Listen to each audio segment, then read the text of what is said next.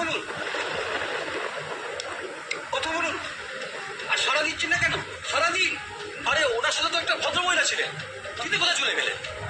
উত্তেজিত ভাবে লোকটি কথা বলছিলেন, ওনার কিছু হয়ে যায়নি তো? হ্যাঁ, ওনাকে এক্ষুনি ডাক্তারের কাছে নিয়ে যাওয়া উচিত। হ্যাঁ হ্যাঁ, এক্ষুনি ডাক্তারের কাছে নিয়ে যাওয়া উচিত। বলুন। কেমন কথা গো? বাবা, ও বাবা, ও বাবা, কি হয়েছে তোমার? কি হয়েছে আমার বাবার? বলো না, আমার বাবার কি হয়েছে? তুমি এসেছো। উনি অনেকক্ষণ ধরে কারোর সাথে খুব উত্তেজিত ভাবে কথা বলছিলেন, সঙ্গে একজন মহিলাও ছিলেন।